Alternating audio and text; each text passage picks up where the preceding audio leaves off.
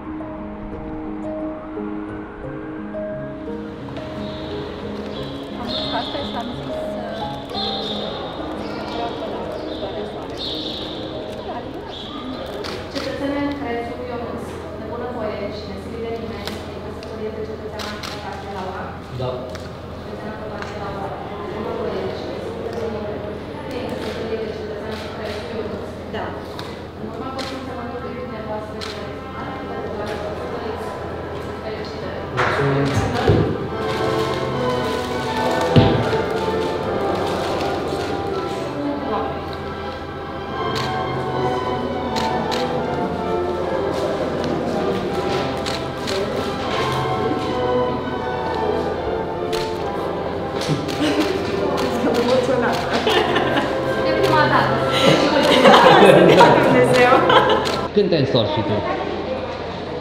Cred că sunt 100 de ani.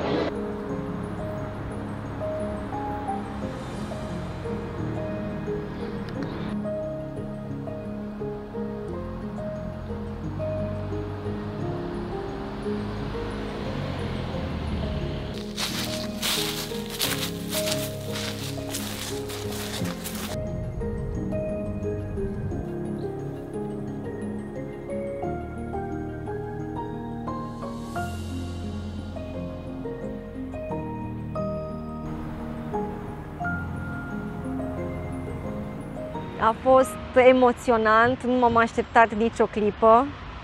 Urma să mergem într-un city break, undeva într-o locație foarte drăguță. Eu tot așteptam să mă ceară, dar așteptam de ceva timp. Și în clipa în care am ajuns acolo și în clipa în care s-a întâmplat, parcă era un vis devenit realitate. Pur și simplu nu mi-a venit să cred.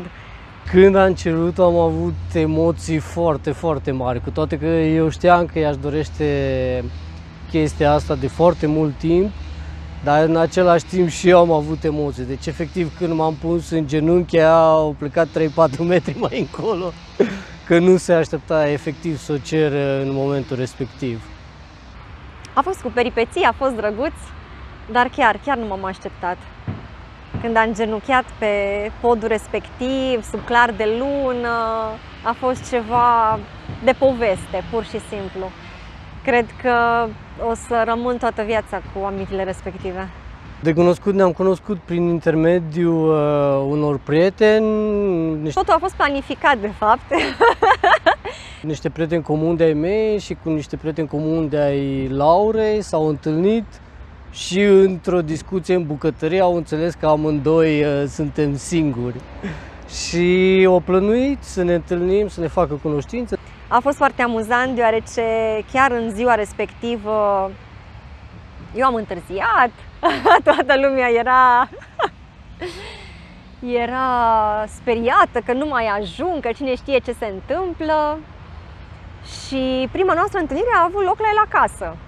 Am stat la discuții și așa și după aceea au continuat relația normal, să zic. Am ieșit la cafele, la chestii de genul ăsta. Am ajuns, ne-am văzut, a fost ceva categoric din prima clipă. Categoric a fost din prima clipă și de atunci am tot evoluat și am ajuns aici astăzi. Pot să spun că Ionuț este bărbatul pe care și l-ar dori orice femeie. Știu că poate sună ciudat lucrul acesta, dar Ionuț reprezintă pentru mine totul. Reprezintă sprijinul pe care îl am acum, l-am avut și pe care sunt convinsă că îl voi avea tot restul vieții noastre.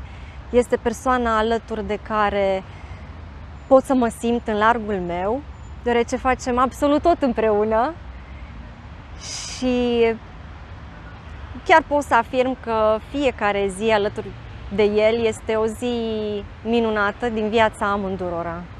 Fată foarte muncitoare, foarte iubitoare și încearcă cumva să mă completeze pe mine și să mă fac un om mai bun.